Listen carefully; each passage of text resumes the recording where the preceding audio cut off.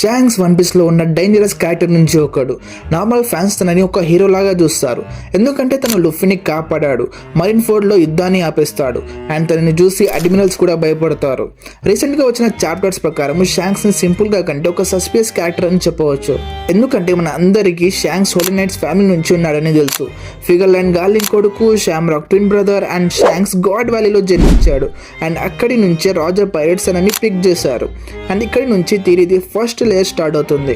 ఒకసారి ఆలోచించండి, ఒక చిన్న పిల్లవాడు సెలెస్టియల్ డ్రాగన్ బ్లడ్ లైన్ నుంచి ఉన్నాడు అండ్ తనని పైరేట్స్ పెంచారు. తను పూర్తిగా మ్యారిగోస్ నుంచి కాదు, ఆర్ బ్లూస్ నుంచి కూడా కాదు. ఎగ్జాక్ట్లీ ఈ ఐడెంటిటీ షాంక్స్ ని ఇంకా సస్పియస్ గా చేస్తుంది. షాంక్స్ అయితే సింపుల్ పైరేట్ అయితే కాదు, తనకి సిస్టమ్ లోపల అండ్ సిస్టమ్ బయట ఏం జరుగుతుందో తెలుసు అండ్ కరెంట్ మాంగాలో తన అరౌండ్ స్ట్రేంజ్ ప్యాటర్న్స్ ని కూడా చూపించారు. ఫస్ట్ వచ్చేసి నికా ఫ్రూట్. షాంక్స్ 13 years ముందు వరల్డ్ గవర్నమెంట్ ఎస్కాట్ షిప్ నుంచి గోముని తస్కరించాడు. ఆ టైంలో ప్రతి ఒక్కరికి ఒక రబ్బర్ ఫ్రూట్ అని తెలుసు, బట్ తర్వాత అది గోము కాదు, అది యాక్చువల్లీ హ్యూమన్ ఫ్రూట్ మోడల్ నికా అని తెలిసిపోతుంది. ఇది ఒక నార్మల్ ఫ్రూట్ కాదు, ఈ ఫ్రూట్ ని 800 years నుంచి వరల్డ్ గవర్నమెంట్ సేజ్ చేస్తూ వచ్చింది, బట్ అది షాంక్స్ చేతిలోకి ఎలా వచ్చింది? ఈ లైన్ ఇక్కడ ఇంకా డార్క్ అవుతుంది. ఫస్ట్ షాంక్స్ కి ఆ ఫ్రూట్ వాల్యూ తెలిసి ఉంటుంది, లేదా ఈ ఫ్రూట్ ఫ్యూచర్ లో వరల్డ్ ని మార్చేస్తుంది అని. అండ్ లుఫీ సీన్ వచ్చేస్తుంది. లుఫీ అనుకోకుండా ఫ్రూట్ ని తింటాడు అండ్ షాంక్స్ తనని కాపాడే ప్రాసెస్ లో ఒక చైన్ని కూడా పోగొట్టుకుంటాడు అండ్ తన స్ట్రా హ్యాట్స్ తనకి ఇచ్చేస్తాడు.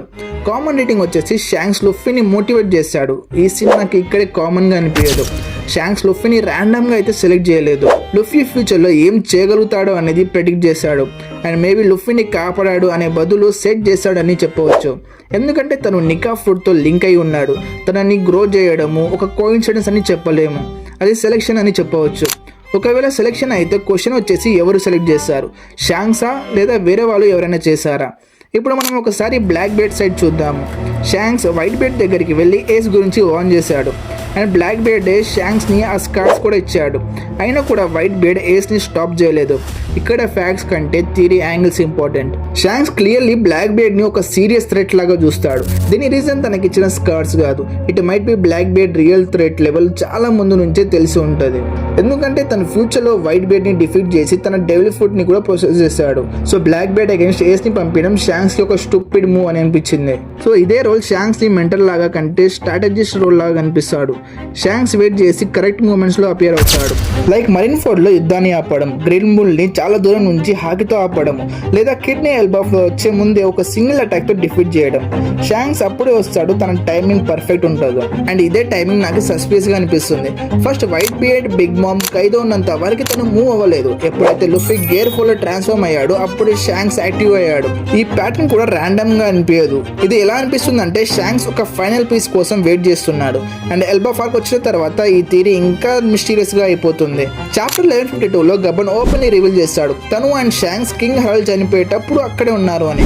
వీళ్ళిద్దరు ఒక అబ్నార్మల్ హాకీని సెన్స్ చేస్తారు అండ్ 1171 లో Shanks Harald the Knight of God the excitement గుర్తుకు తెచ్చుకుంటాడు అండ్ మళ్ళీ Garling the lower world remark లో తన లెఫ్ట్ హ్యాండ్ ని గట్టిగా పట్టుకుంటాడు.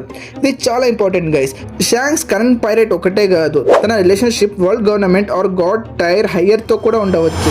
సో వాట్ ఇఫ్ షాంక్స్ లుఫీని కాపాడే రీజన్ కాకుండా వేరే వాళ్ళ నుంచి డిస్టెన్స్ మెయింటైన్ చేయడానికి తన చేతిని సాక్రిఫైస్ చేశాడేమో. తన చేతిని కోల్పోవడం జస్ట్ ఒక ఎమోషనలే కాదు, పాత కంట్రోల్ నుంచి బ్రేక్ అవ్వడం కూడా. అండ్ కరెంట్ మాంగాలో హోలీ నైట్స్ లెఫ్ట్ ఆర్మ్ మీద టాటూని చూసిన తర్వాత చాలా మంది ఫ్యాన్స్ షాంక్స్ ని Elbaf past and suspicious marks ని కనెక్ట్ చేస్తున్నారు. అండ్ ఇప్పుడు వస్తుంది డార్క్ యాంగిల్. షాంక్స్ గోల్ వచ్చేసి ఓన్లీ లుఫీని పైరేట్ కింగ్ చేయడం కాదు, లుఫీ షాంక్స్ ని గ్రోత్ చేపిస్తున్నాడు. ఎందుకంటే లుఫీ ఫైనల్ గేమ్ కి షాంక్స్ కి బెస్ట్ ప్రైజ్. లుఫీని చనిపోకుండా కాపాడాడు, లుఫీని వీక్ గా ఉంచలేదు. Because maybe Luffy end game లో ఒక వెపన్ లాగా యూజ్ అవుతాడు అండ్ షాంక్స్ కి తెలుసు బ్లాక్ బియర్డ్ అండ్ ఈమ్ని డిఫీట్ చేయడానికి ఒక నార్మల్ పైరేట్ సరిపోవడం, ఒక మాన్స్టర్ కావాలి సో దట్ వరల్డ్ ఆర్డర్ ని బ్రేక్ చేయవచ్చు. సో అందుకే షాంక్స్ లుఫీతో రిలేషన్షిప్ ఒక మెంటర్ గా కాకుండా ఒక ఆపరేటర్ లాగా కనిపిస్తుంది. తను లుఫీని ప్రొటెక్ట్ చేస్తున్నాడు, మేబీ తనను ఫ్యూచర్ లో ఒక వెపన్ లాగా యూజ్ చేస్తాడేమో. ఇదే నా థియరీ. షాంక్స్ విలన్ అవ్వచ్చు కానీ సింపుల్ విలన్ కాదు. తన స్మైల్ వెనకాల క్యాలిక్యులేషన్ చేస్తాడు, ప్రొటెక్ట్ చేస్తూ కంట్రోల్ చేస్తాడు. ఫ్రీడమ్ పేరుతో ఒక పెద్ద ఎజెండా రన్ చేస్తున్నాడేమో. ఒకవేళ ఈ థియరీ నిజం అయితే ఫైనల్ వాల్లో మనం షాంక్స్ వర్సెస్ లుఫీ ఫైట్ ని చూస్తాము. ఎందుకంటే ఫైనల్ వాల్లో తెలిసిపోతుంది షాంక్స్ హీరో హీరోనా లేదా ఒక మాస్టర్ మైండ్ విలనా అని. సో గైస్, షాంక్స్ నిజంగానే లుఫీని ప్రొటెక్ట్ చేస్తున్నాడా ఆర్ ఫైనల్ థ్రోన్ దక్కించుకోవడానికి యూజ్ చేస్తున్నాడా? దీని మీద మీ థాట్స్ ఏంటో కామెంట్ సెక్షన్ లో చెప్పండి. అండ్ అలాగే షాంక్స్ మీద ఇంకొక థియరీ కావాలంటే కామెంట్స్ లో షాంక్స్ అని కామెంట్ చేయండి.